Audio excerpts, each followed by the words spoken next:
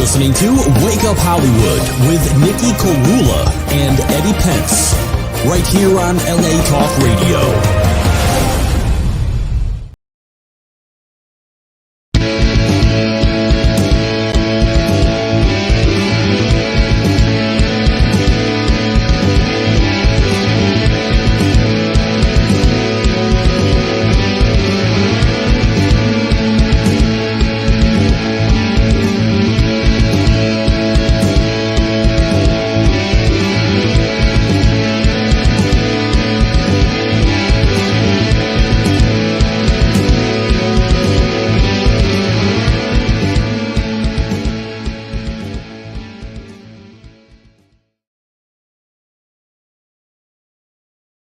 Wake Up Hollywood, this is your host of the most, Nikki Korula. We're going to jump right into this episode. We have a very talented choreographer and dancer, Adarsh Satish. How are you, Adarsh?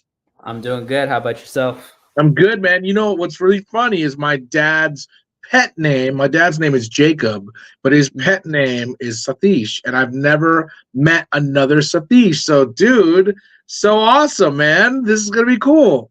Yeah, my last name is actually my dad's first name, so that's how we did it. I'm not sure if other people do that, but yeah, my dad's first name is Satish, and my first name is Satish. Everyone gets confused by that, but it's just the system in South India. Oh wait, so where does Adarsh come from? Is that your middle name? That's my first name. Okay, all right. So you said your family took your dad's first name as the last name? Yes. Oh, that's cool. Yeah. So my dad's last name is Rachea, which is like super long, which is a lot of South Indian names are super long. So I would have been Rachea if they did it like the American way, but like right. They did the South Indian first name becomes last name type thing. I've never heard of that. That's awesome. Where in the South are you from? Are you from Kerala? No, my dad's from Bangalore. My mom's from Hyderabad. That's amazing. I've got family. My mom's brother is in Bangalore, and my family, my dad's side comes from Madras, Hyderabad, Kerala, Kottayam. So yeah, man, South Indians, man, we unite, bro. Come up. So let me ask you this. Let's go back to the beginning. How did you know? What was the moment of Zen? How did you know you wanted to be a dancer? What was that moment for you? So I've been dancing. So I started dancing when I was like 14. I was just into Michael Jackson a lot. I was just copying him. I was just like super obsessed. I was dancing in college as well. And I was just doing it because I love dancing, it's just my passion, and then I decided I stayed back one more year of school because I felt like after my senior year, I wanted to like kind of explore. I feel like I wasn't satisfied with college. So I kind of just took less classes just so I can stay back one extra year. And I rejoined my college dance team. And then I started training in LA a little bit. I wanted to explore, do different things.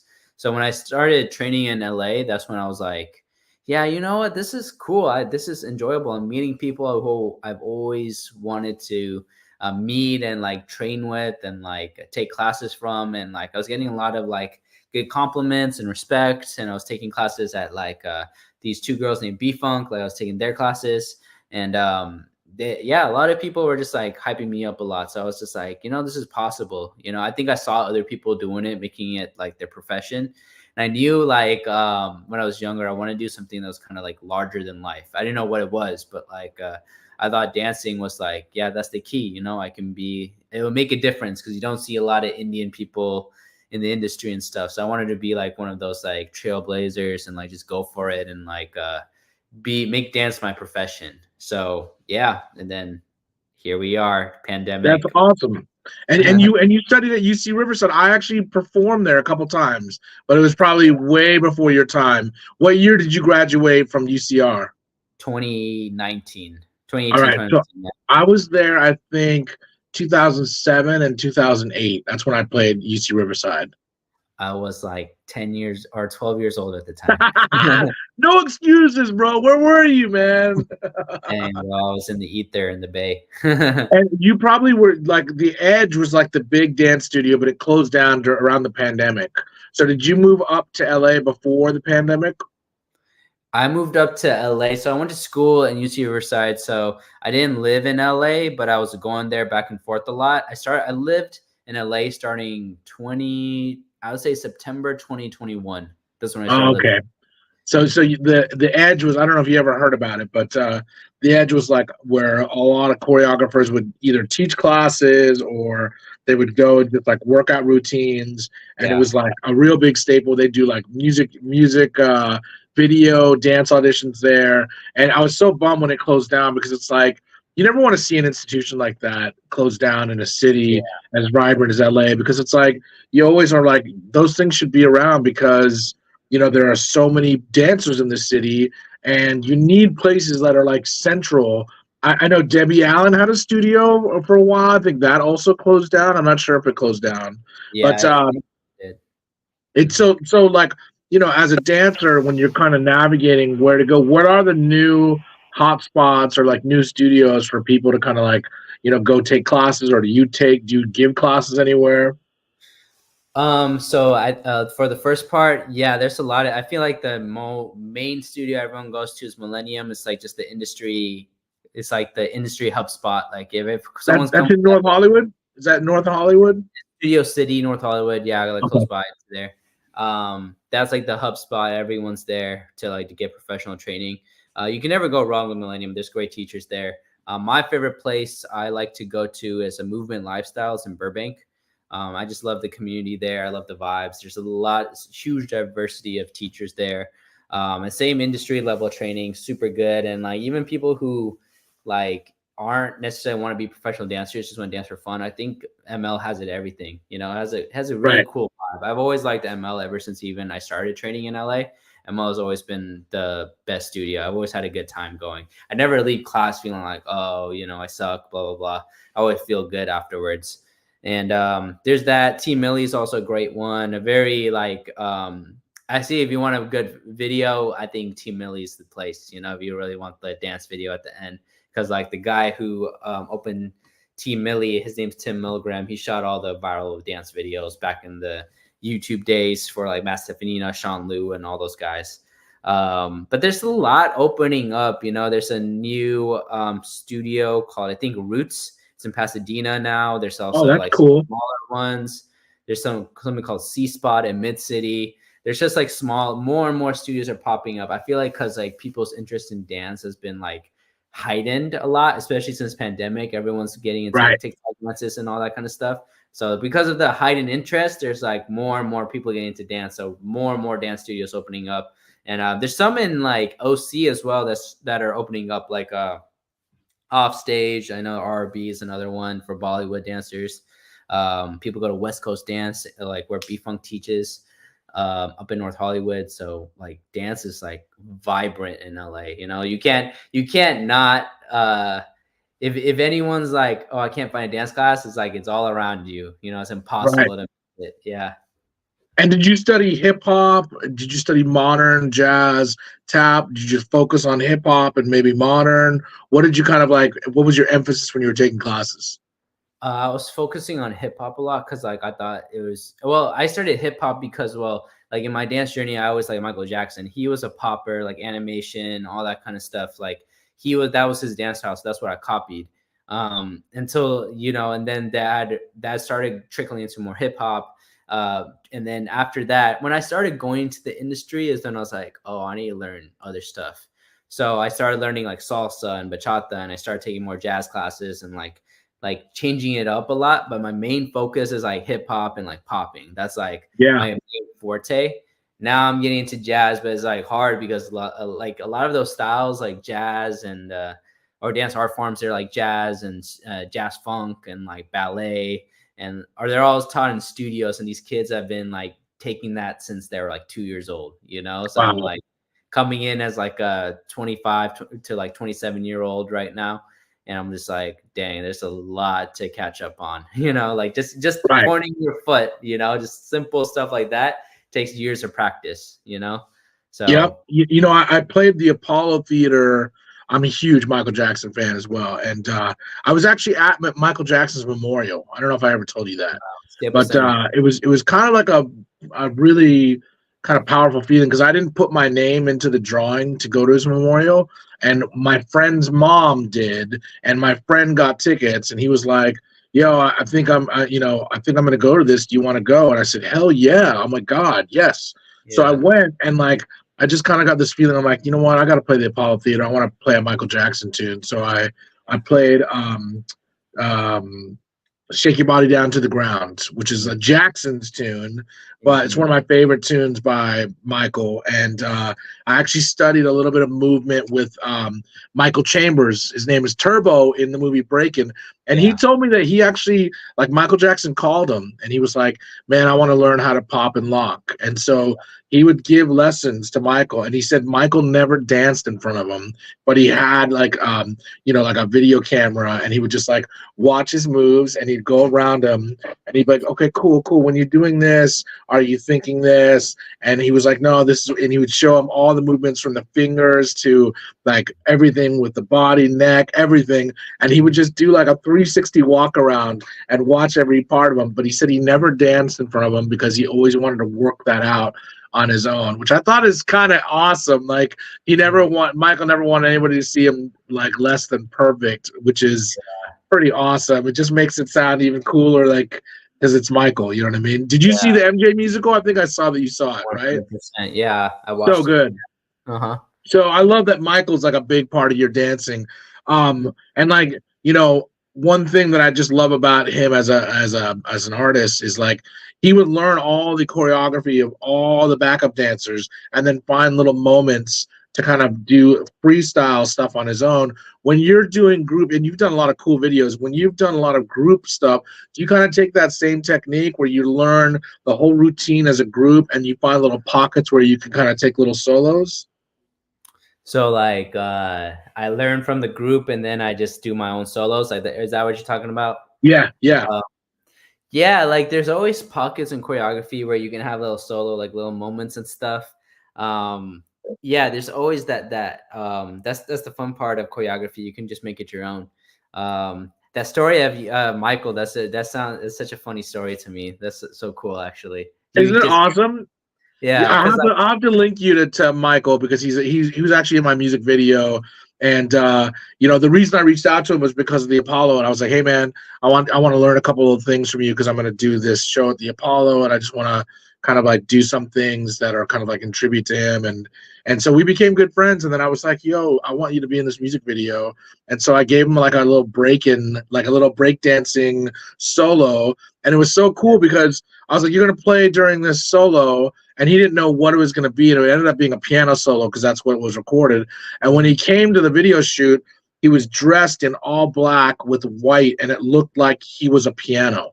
So like he was doing all this movement during the piano solo, and he looked like a piano. I was like, this is mm, so awesome. And it was just like we didn't talk about it. He just like showed up that way. yeah. So tell me, like, Michael's influenced by Fred Astaire and some of the other dancers like that. Were you also influenced by them? Are there other dancers or break dancers or hip hop dancers that you were influenced by? Fred Astaire is like so beyond my time that like getting to know who Fred Astaire was when I was like 14 years old, I didn't even know who that was, when I was 14 years old. It's only now that like, that I'm older that I'm getting more into dance. I know who Fred Astaire and Gene Kelly and Bob Fosse and all of them are. But the other influences on my dance, there's a lot of influences. And I feel like I'm always inspired by people here and there, depending on the time of my life. Especially friends and people I'm around. Like, I think Michael Jackson's always like the root, it's like Yeah. whoever has styles that are connected. Like, I really like dancers who are just as smooth, just as sharp, just as clean and precise. Like, I always like that movement. So like competition dances, like some teams, like my old dance team, they were very much about being like very sharp and precise and quick and like all that kind of stuff. And there's it's like I like Jabberwockies a lot because they have that type of movement where it's like it's all about illusion. And MJ had that like in the Smooth Criminal with the lean and like all the sidewalks, the moonwalks is like all those illusion factors. It's all popping. I love popping because it was like illusion. Like it's just kind Yeah. of eye catchy. And the Jabberwockies, like Kinjas and all those people, like and people who dance like that too. They were my inspirations to that. But like it all roots back to Michael Jackson, honestly, because Right. I like dancers who have that. There's a certain finesse, like dancers who can just make things look easy. Like Yeah. You know what I'm saying? It's like they're not even Yep. trying. They're just being themselves. That's like I just saw the Jabberwockies open for Joe Coy at the okay. Forum, which was really cool. But man, they were doing a lot of stuff that was very Michael-esque, and Yeah. I feel like he's like forever going to be like a huge influence on dancers, and it doesn't matter. It's kind of cool to see generations later that people are still influenced by him because he was the best. You know what I mean? Like there was something about his movements. I don't know if you've ever seen any of the rehearsals of the Bad tour, but it's I think it's him and the choreographer and another dancer, and they're just going through all the routines of all of it, and you just see where he's like figuring out, like he knows all the routines so much that he knows exactly where he does these breaks, and they're so precise, and he's right back in with the groove. It's so awesome. It's like Yeah. that level of timing and precision, and just like the the way that he just kind of attacked and approached all of it. I'm friends with a couple guys that were in his band and in his tour, and his one of his guitarists that played with him on the Thriller tour. He said that Michael always wanted to punch the audience in the face with how good the band and the performance was from the first number. So he said like the band, we all just had this energy when we started, like we're about to punch the audience in the mouth, just to like shock them. And they did it every time. They did it every night. And I asked a couple friends of mine that were backup singers for him. I'm like, what were the craziest like Michael moments you had? And he said the craziest part of it was like you never saw him not do something that astounded you. You know what I mean? Like every night there was something that he did that nobody had seen, or that he was just like pulling out. And it's just crazy that he had that level of like attention to detail. So I love that he's a major influence on you. Let's play one of your videos, because your videos are awesome. We're going to play one called Kabi Kabi Aditi. Just give us a little backstory about this video. So I made this video right before I was going to leave the Bay Area to LA, and in the song he's just saying like cheer up, it's from the movie Kabhi Kabhi Aditi, and or no, that's not the name of the song, but or name of the movie, but the name of the song is Kabhi Kabhi Aditi, and he's just telling this girl to cheer up. And my ex-girlfriend at the time, it was just like cheer up, kind of thing. So that's why I kind of made the dance. I taught my last workshop in the Bay to that song. So yeah, this one's a little special one. It's just like a transition period in my life. All right, let's check it out. Here's Adar Satish with Kabhi Kabhi Aditi. सोच जरा जाने जा तुझको हम कितना चाहते हैं, रोते हैं हम भी अगर तेरी आंखों में आंसू आते हैं, गाना तो आता नहीं है मगर फिर भी हम गाते हैं, आदती मान कभी कभी सारे जहां में अंधेरा होता है, लेकिन रात के बाद ही तो सवेरा होता है, कभी कभी आदती जिंदगी में यूं ही कोई अपना लगता है, कभी कभी आदती वो बिछड़ जाए तो एक जमाना लगता है, आदती हंसते हंसते हंसते हंसते हंसते हंसते जो जरा, नहीं तो बस थोड़ा थोड़ा थोड़ा थोड़ा थोड़ा मुस्कुरा.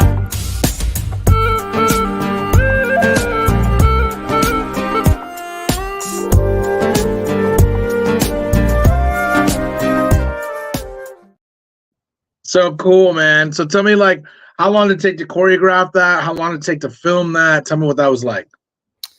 It took me so long to choreograph that. I don't know why. I think I get so much in my head about like what the move is. I started that in March and didn't finish it till like October of like 2021. Wow. And I'm just in my head a lot about it.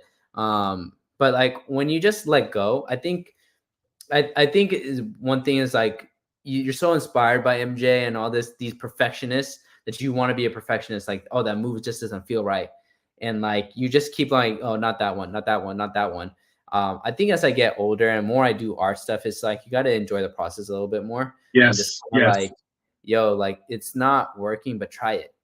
Just fail. Just like even if I look at this choreography, I would change like 100 things about it. But it's like it's good. It's a moment.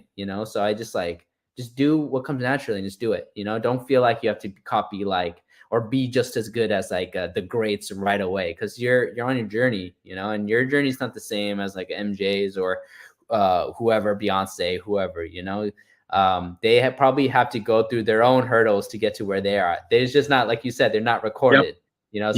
you only see the perfect picture. So we live in a different time in social media where they're showing content is part of the game, Yes. So when I made that piece, I was just like, dude, it's not about being perfectionist. And if anything, you can go back and like change up things and make it different. So I finally finished it in September because like my workshop was coming up and I wanted to shoot this really badly. And those two of those guys in that video, they're both of my teammates. We shot that really quick, like an hour, just because they're amazing dancers. Wow. That's amazing. That's Boom, crazy. boom, boom. 1 hour to shoot the whole thing? Yeah, it was like easy because they're good. They're just like boom, clean. Like that's how we're trained. Like on our dance team up in the Bay, like that's how we just are. Like this is the move, this is where it's at, and like be as clean as possible. Match me as much as possible. Which is a testament to their training, right? So like they just get it. And when you work with people who just get it, then man, you can make a bajillion a ton of things, it's just boom, Right. 1 hour, bang. Like we just did like 3 locations in 1 hour because they just got it within like 3 takes. I'm like, boom, easy, got it done. Posted it 2 days later, boom, marketed it. Okay, people came up to my class, easy. Like when you have that type, when you work with such amazing people, it's like the content, the art, it just flows naturally. And even like that piece, man, like it's funny. I have a friend up in the Bay. His name is Francis Tyrell. I love Francis to death. He's like a huge like mentor in my life. He's my captain of my dance team. I wanted the piece a certain way, like this idea in my head, but he like came in and he like changed it up because he's like, yo, that doesn't fit that well. Try this. And he showed it to me like a way I can texturize. I'm sure it's the same thing with music and all other things where if you just change up your flow a little bit, or change up the way you hit things at different moments and pockets and like find different patterns, that it fits better, it flows better, it matches the words, that you feel it more. And he came in and he took the first 4 moves and he changed it. Why don't you try this texture? Did it? I'm like, that's it. That's the flow of it. And then bang. Wow. Yeah. So it's like seeing a master at work, like if you're producing a song and like maybe like a Kanye or Jay-Z comes in, it's like, wow, try it like this. And they just do it. And you're like, wow, I would have never thought of it that way. I think it's so important you have to bounce ideas off people and you have to bounce them in a way that like you trust the idea will be executed. And you also trust that it will, you can have somebody that you trust in the process to give you feedback that understands what you're going for, because that's huge. I mean, people don't realize how much of that collaboration or even just like bouncing an idea off somebody is so invaluable when you're creating something, because it's like your outside voice. It's like your outside eyes and ears just giving you a little bit of like, okay, trust this instinct, or maybe we should change this to simplify it so that the execution is tighter. You know what I mean? So I think that's so important. That's awesome that you have that. And when you're thinking about choreography, are you thinking about like you're obviously telling a story with your body and your hands and your shoulders and your eyes. But when you're thinking about moves, do you have like sequences of moves that you're going to go to certain things, or do you just like feel something and know that visually it's going to work because it's telling a story with the movement? Yeah. So that's funny. I actually talked about this earlier with another dance friend, and I usually go story first, then moves. Is that I don't see it the other way around, where it's like the movement creates a story. You can do it that way, but it's just like I feel like I need the bass. Like there's even in music, there's a metronome, right? That's the heartbeat. That like we need that heartbeat. Why am I dancing right now? Right. Like, what's the purpose? What is the driving force? Why are you making a song? Why are you here? Once you establish that setting, the moves just come naturally. Like who am I in this dance piece? Like for that piece, the meaning of it is like this person trying to cheer someone up. So what dance moves would mimic that feeling, right? If the feeling is the number one thing, like even Michael Jackson will say it is like the music writes itself. The feeling has to be first. Like he lets things simmer and it has to like. The audience should just feel it inside, because it's not about the movement. it's not about the lyrics, it's not about the dance moves, it's about the feeling, you know? That's what people connect to, the feeling, the character. So once you have that character established, the moves almost like write itself. You know, you don't have to think so hard. You know, it's like literally just natural. Like if I know Other Satish, he's a Indian guy from the Bay Area. He loves basketball, plays video games, and that's his character, you know? And then I just make like dance moves, like if I'm just playing video games, whatever, or I'm like waving, whatever, I'm playing basketball. Like let's say the piece is about basketball, then I can do moves that are resembling basketball, you know, because the story is already there. Same thing with music, same thing with making a movie. Once you have the character, everything just writes itself. You don't even have to think about it because it's just right there. So that's how I kind of approach the dance. I love that. I love that your story, like great artists are thinking story first. So that's really awesome. I think the same thing when I'm writing songs. Are there any music videos that when you watch, you're like, this is an extraordinary music video? I mean, Chris Brown is kind of like an amazing dancer, Timberlake, obviously. But what's a music video? Because like when I think about it, it's like Michael Jackson's music videos were like, I mean, I remember it, and this is crazy. So like I remember watching the moonwalk live as a kid when it happened. And what's really crazy is I think about 10 years later, I actually performed on that stage that Michael Jackson did the moonwalk. It's at Ambassador Auditorium in Pasadena. And like, I just remember the thrill of seeing somebody dance like that. And then his music videos, like Thriller. I mean, it's still one of the greatest dance music videos. What do you think is that equivalent or something close to that now? Nothing. Dude. Good answer. Well, because I always look for that. I mean, I've seen some things, but nothing comes close to what Michael did. So I was just curious as a dancer if you see music videos that are like that, because I haven't seen anything like that. Yeah, so for that time period, Thriller's like mind bending. Like that's a crazy music video. Like no one makes music videos that are 13 minutes long, and you couldn't make music videos 13 minutes long unless you're a big name, you know. You couldn't make. But Thriller's like the perfect music video. There's not a nanosecond of Thriller that's bad. There's like nothing. I'm not even trying to be biased. Like this music video is just like perfect from top to bottom. Like everything is just placed where it needs to be, you know, and that's it just fits the character he plays, the humor in it. It's like, it's fun. It's horrifying. It's thrilling, you know, and it's just a ride, you know. I love Thriller for that reason. It's the music video that inspired me to dance, because I watched Thriller before MJ died, and I was like, dude, this is the greatest thing I've ever seen in my life.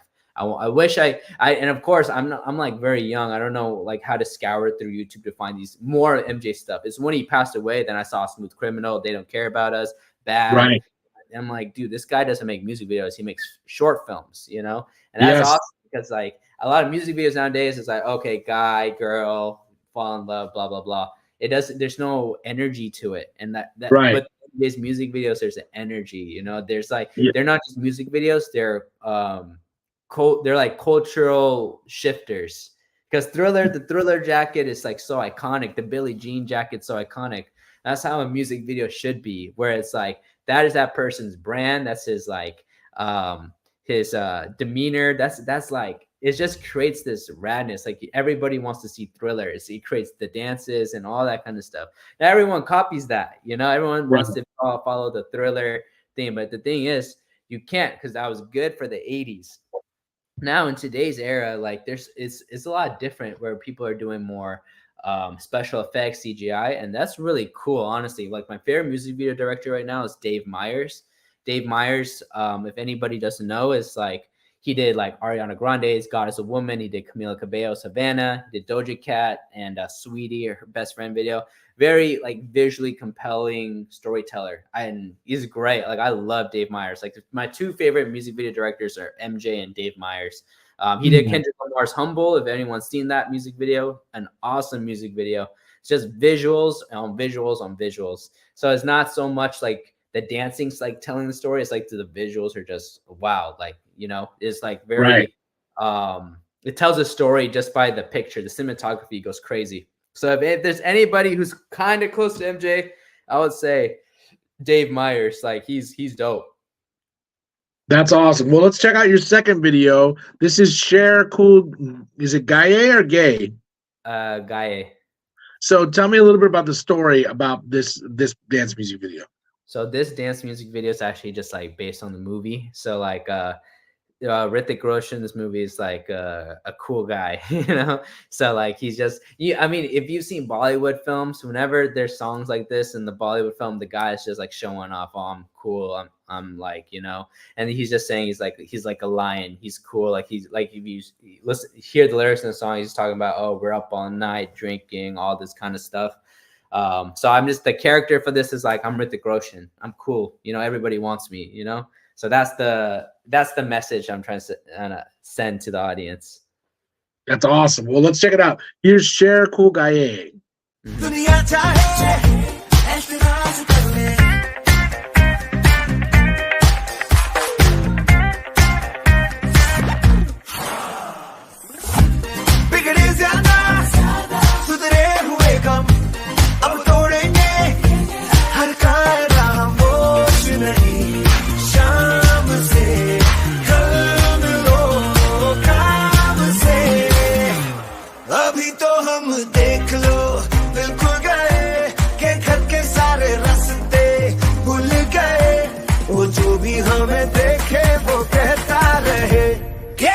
शेर खुल गए अब तो हम दिल खुल गए लाए ऐसी छोड़ में कि जो भी हमें देखे वो कहता रहे कि आज शेर खुल गए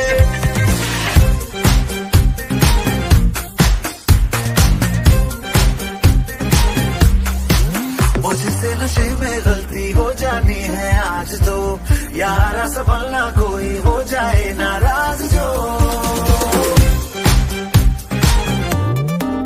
मैं तो बदमाश हो रहा हूँ कल शरीफ था. So cool, man. You always like a lot of these music videos, you have 3 dancers. Tell me why you like to work in a group of 3. It's not typically, it's just like scheduling, honestly, man. It's hard to get groups of people together.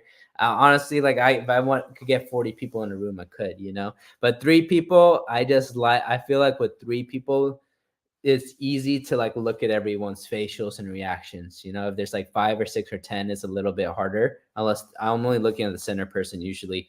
With 3 people, everyone has their moment to shine. You know, moment to like for someone to look at and be like, oh, okay, I really like that dancer. You know, everyone should feel like their own character, you know? Right. Like I might be Hrithik and this guy might be like playing Shah Rukh Khan and this guy's playing like Varun Dhawan, you know?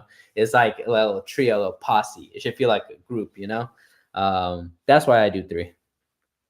Yeah, it's cool. I mean, it's visually like it's captivating, even just, and it's also tight. I was wondering, it was because with more people, you add the variable of it not being executed as tight. But 3, it's like it's pretty dialed in because you're all kind of like marking each other. It seems like 3 is a good number. Now, let's say if there were 7 people, would that make it harder to get all the takes just because there's more variables? I assume yes, right? Yeah, 100%. So we'd have to probably make it wider, the camera, make it wider. Different formations for sure, a little more traffic. I'd for sure have to play with formations. Like some people might be moving this way, well, this is happening this way. Like it would be kind of a boring shot if everyone's doing the same choreography, you know? Right. It's like we got to add more dimension now. And we have more, it actually would be cooler because now that there's more people, there's more things to play around with, you know? But like it's a give and take, you know, more people means more mess ups, more like this, more scheduling, more conflicts. But with more people, more dynamics, more changes, more levels, more camera angles we can do, you know, more, maybe even more like places people can shine as well. Yeah. Yeah, it was crazy. I did a music video with Flash Mob, and we had 20 professional dancers, and we had about 20 to 40 just random people dancing. Yeah, and it was cool just for the numbers of people to see.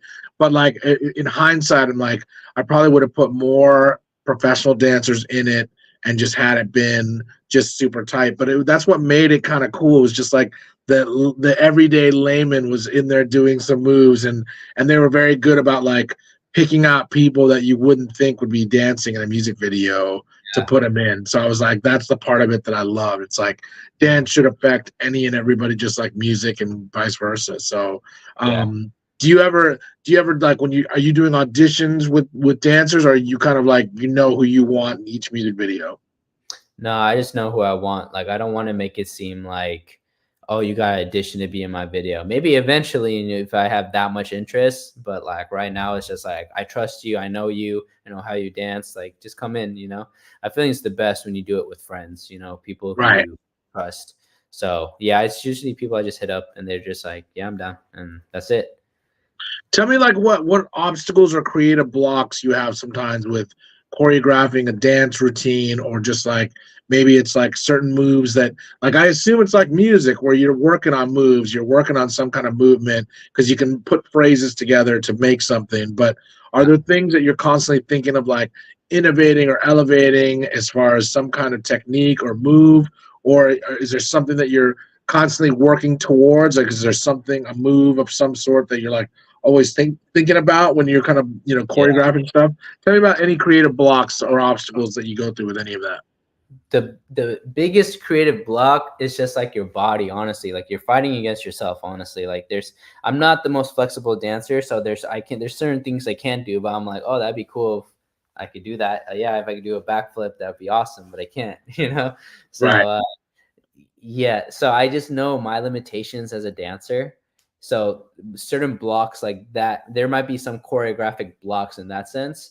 But I think the biggest choreographic block is finding something new, you know, within yourself. And that's the tough part, you know, is like, what is your voice and how do you want to say it? You know, because like, you don't want to be another dancer or do moves everyone's been doing for so long.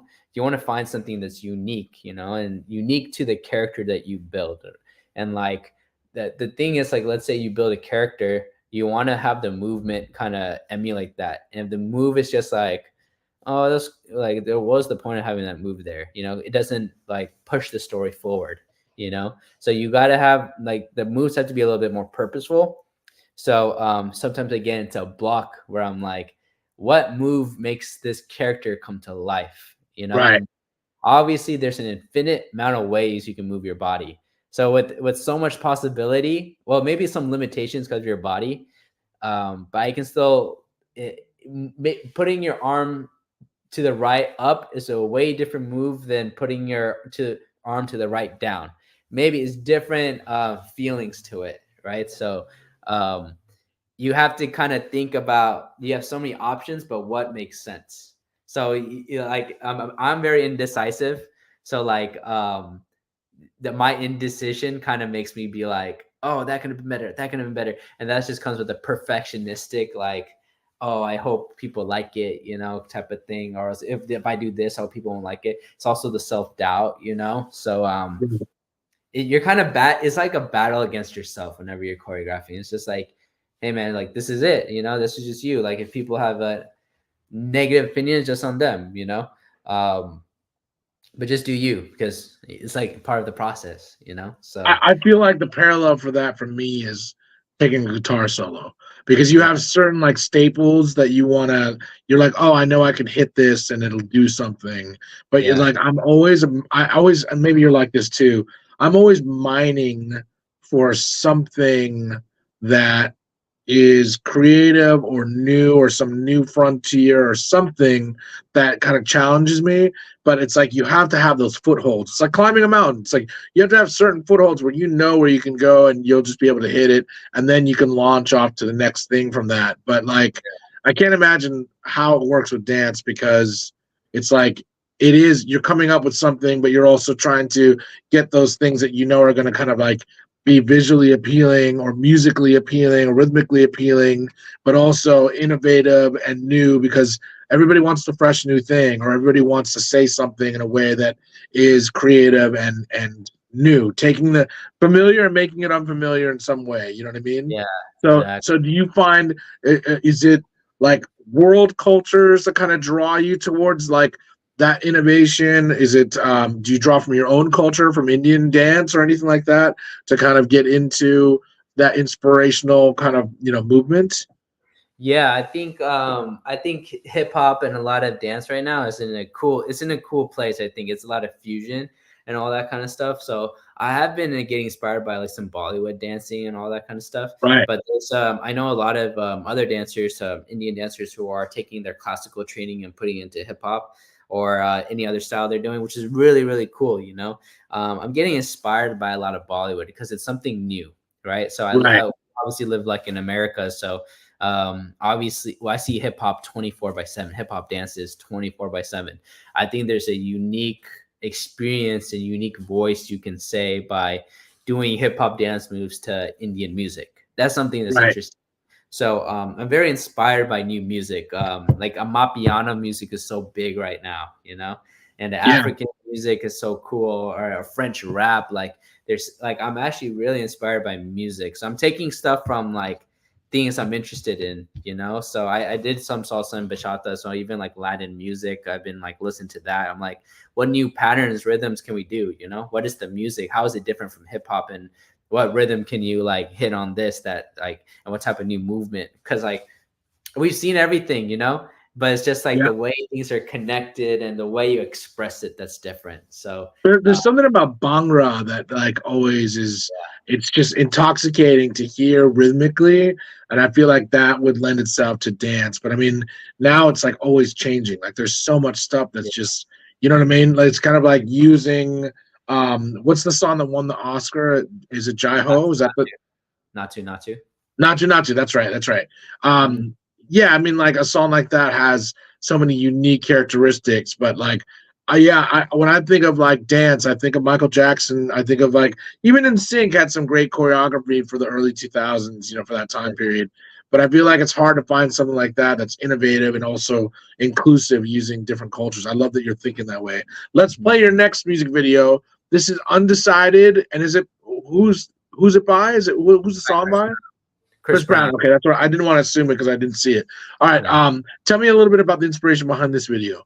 This was my first concept video ever. So this is actually a very special music video because like this video, it got a lot of attention from my peers and stuff. It was like, this is when I decided like, and it's funny because like the song's called Undecided, but then I decide that I want to be a professional dancer because I was undecided what I wanted to do. But now I'm like, oh, okay, I want to be a professional dancer because this was cool. I've always wanted to do a dance concept video, but I never got the opportunity to. So I quit my dance team for a month and I was like, hey, I want to shoot at the Staples Center because that's like my home ground. Like I love the Staples Center. It's like, it's like so LA, and it's like, it reminds me of like my dreams and my passion. So I want to do it there at LA Live right across the street. And we're going to do it right here at like 12 at midnight when everyone's there. So security won't kick us out.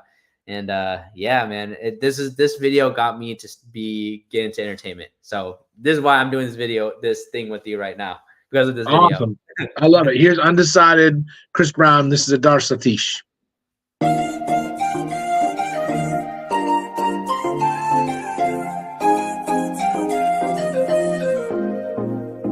No, I don't see it often, and I probably should have told you I heard this back.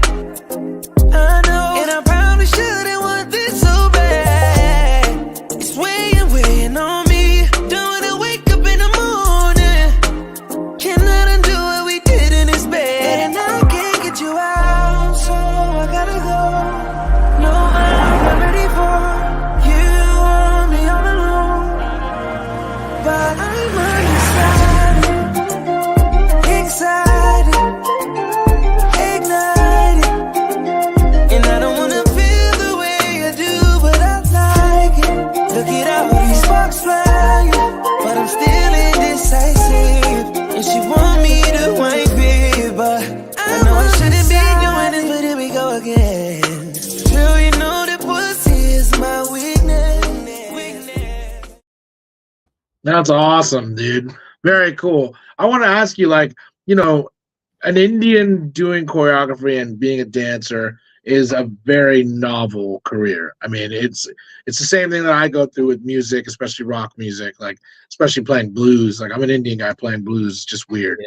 But there's always a little bit of like, like you're gonna get from people until you kind of prove yourself.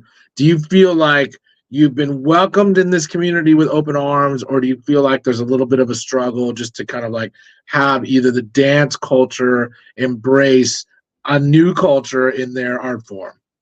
This is a controversial question. I love it. That's why I asked it. That's why I asked it. Because I talk about this like 24/7 with people. I was actually just having this conversation an hour ago. Yeah, the Indian community is a very weird place. It is like, and I feel like just society. I don't want to even want to isolate this community, because I feel like this is just a testimony to society in general. Is that it be your own people, you know? That's Right. like the harshest people in your life, you know? So there's two things, like in the hip hop, in the American dance industry. I made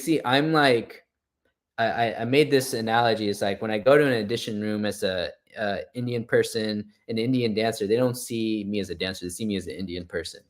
So that's the thing when I go to these audition rooms.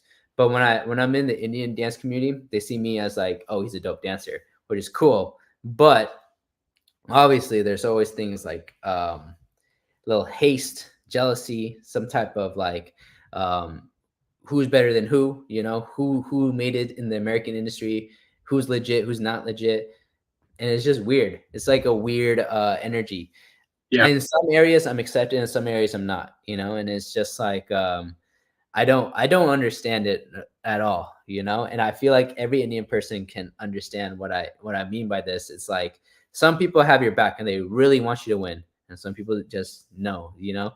And it's always people who doing the same things as me. Like I'm also a filmmaker, I'm also a dancer. So a lot of my dance peers, I mean, they're cool with me, but not to the same sense. It's like they're cool with me to a degree, you know, only till here. But like my American friends who do like hip hop and all that stuff, they like what I do. They like see us that, oh, that's cool. It's like that analogy, the grass is always greener. I'm Indian person doing hip hop, which is like, oh, I always see that. So like, you're just like us. So I don't care for you. You know, you're not special. But to like my American dance friends, is like, oh, you do something different. That's cool. I appreciate what you do. It's cool. It's awesome. I love it. So when I do hip hop in the Indian community, is like, oh, that's cool. But like, I won't give you that respect, you know, fully. Right. It's the same thing, you know, the same thing over there. It's like, you do until you do something really big, and then they'll be like, oh yeah, you become the face of Indian culture. You know, it's exactly. Yeah, there's a little bit of that too. And I'm always, it's all about the culture, you know, like I just talked to somebody and they said like what's wrong with our society is that we idolize people and not the idea, right? Like let's say like we were preaching to me like, hey man, like treat everyone respect, and then I'm just like, Nikhil's like awesome, he's like the god. I'm like, no, you're not supposed to idolize someone, to see the message, you know, that this guy, he is just a vessel of the message. And what's the problem right now is that a lot of people are idolizing the person, you know. And that's what's happening right now. We're idolizing people who they themselves are flawed, you know, and just creating this elitist culture. And I think that's just like a very Hollywood mindset, which is like kind of I see it trickling into the South Asian communities, and it's just getting a little gross, you know. So one of my things, and I will always advocate anybody who's in my vicinity, and I'm gonna do a little plug right now, but I have a production company called Bardo, and one thing for that is like I just want to create more community, more people for us to grow and like create stuff together. I don't feel like there's always there is, but it's just like it's not rooted in like in selflessness, you know. There's no like heart into it because the morals and like the habits aren't there. So I think one thing, I think even like when you're saying like my acceptance, I'm accepted, but like not to the degree I wish I was accepted to, you know, because I don't speak my language, you know, so I'm not sure that makes me less, you know. Well, it's not only that. I'm sure this is the parallel between you and I. This is why we're gonna end up collaborating too. It's like I'm not playing Indian music. Yeah. So like my culture has nothing to hold on to be like, that guy's doing our music, so we should get behind him. It's like, I'm doing funk, rock, blues. I'm actually doing a lot of African stuff. So it's like, and it's not because I don't love Indian music. It's just like, there are plenty of people doing Indian music that are great at it. And I'm like, that's not what I grew up listening to. I grew up listening to funk music, rock, blues, reggae. Like, that's the stuff that I love. And blues music has taken over me, recently. But none of that is Indian culture based or makes sense for the Indian culture to get behind it. So I think you have that same parallel because you're not doing Indian classical dance. So it's like, the Indian culture is not going to necessarily embrace you because you're not promoting Indian culture to them. But it's like, the best artists to me are the ones that promote themselves in the culture by doing something that's not traditional. You know what I mean? And I think that's the only thing you can do is, I don't know if you saw the Bob Marley movie, but he was mixed. He's half white, half Jamaican. And he wasn't totally accepted as a kid and throughout his life. And, like, nobody really wanted to give him the acceptance until he became such an iconic figure that now, I mean, he's the most, like, recognized. He's one of the, like, top 5 most recognized faces in the world, and it's because he did those things that maybe his culture wouldn't have approved of, but they got behind him because eventually it spread to people beyond his culture. You know what I mean? So sometimes it's like, it's not the culture that we come from that is going to give us the popular vote. It's going to be the fact that other cultures accept us before, and then our culture gets behind it. So that's why I asked that question too. I was like, I'm wondering if you go through the same thing because you're doing hip hop and you're doing it well. And it's like, I can see why Indians, or the Indian culture, especially the elders, may not get behind it because they don't understand it. It's not representing Indian culture. It's not Indian classical dance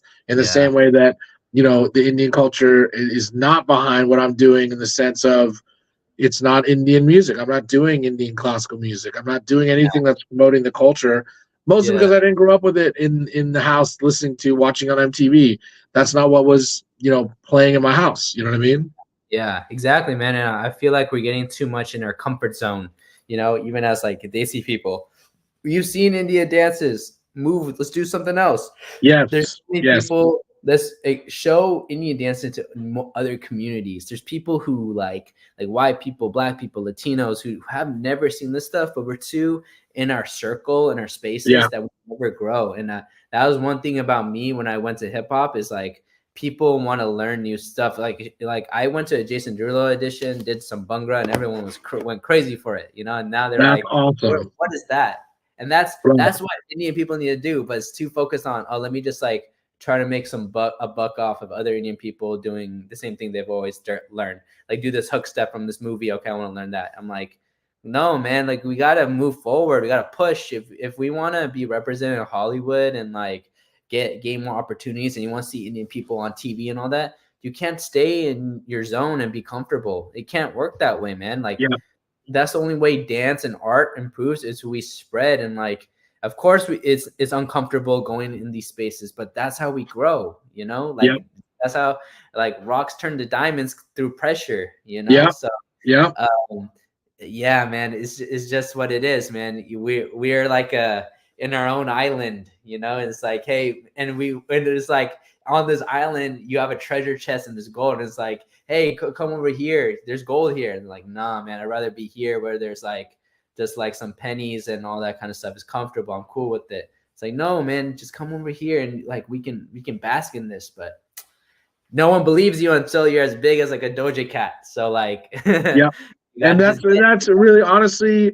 it's there's a great Steve Martin quote. It's like, be so good they can't ignore you. It's like one of the things that is my mantra I think about all the time. It's like, as long as I keep working on my craft in the same way that you work on your craft, people will notice. The right people will notice. The culture will come around. Like maybe it won't come around, but after our time, it will. You know what I mean? It's like artists are always ahead of the curve, so just don't forget that. Where can people find you if they want to find you online? And want you to choreograph something. You also have some great TikTok videos and Instagram videos. Where can people find you if they want to find any of that stuff? They can find me on Instagram. I'm very responsive on Instagram. It's Adarshable, spelled Adarshable. And you can follow my production company. It's called Bardo Productions. And my Instagram handle is bardo.prodo. And yeah, man, I'm always down to choreograph. My production company makes music videos. We just released our first one. We make content, music videos, commercials. We do the whole shablam. You know, I go to film school. I'm studying to become a director right now. So I just saw that in your bio. I'm like, oh, he's doing another degree. That's awesome. Like a very good Indian, you're doing 2 degrees. Your first degree was in economics, which is crazy. And now you're doing some film and television. So I love that you made that pivot. Tell me what made you want to do that pivot. Man, I've always loved film because of Michael Jackson's Thriller. Like, I've always loved film. Like, and even like Bollywood films, because I always love storytelling. And this is why I was telling you, like, it's not about the dance, it's about the story behind it. Because I've always liked story, and the best place to do that was film school. And it's actually during the pandemic when my dad saw that I had no interest in marketing, and he was like, do something in film. You have more interest in it. You won't survive a 9-to-5. And I was like, sure, that's what I want to do. That's awesome. Actually, I'd want to go back to LA because I was trying to figure out a way to go back to LA for the longest time. And be a full-time artist, but it's just saving up money, and during the pandemic it's like impossible. So my dad gave me this, like, you know, I know what you're passionate about, it's entertainment, so be in that, but like get into production, because that's where, you know, you'll thrive. You'll make more money that way too. And I was like, and you have like more creative freedom as well. And he's right, you know, my dad's 100% right. So yeah, I want to have more creative freedom, which is every artist's dream. So like this production company, I think it is giving artists that creative liberty. And it gives me that, you know, it puts a little bit less pressure off of dance too, where I have to like, oh, I need to make it, you know? Right, right. Yeah. Well, you're thinking like a visionary. That's what's good. It's like you're thinking about how to control the art on all sides of the coin, and that's where you start making even greater art. You know what I mean? Because of that. So don't stop, bro. We're gonna have to collaborate on something soon, and we'll talk about it. But thank you for being a guest on Wake Up Hollywood.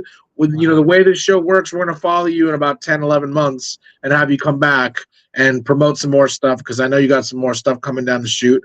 And yeah, man, you have an open window to come through and be a guest on Wake Up Hollywood whenever you have something to promote, man. Heck yeah, man. Thank you so much for having me, man. This is awesome. No worries, no worries. On behalf of Adarsh, Sam, and myself, we'll see you guys next week. Take care of yourselves, take care of each other. Peace and love.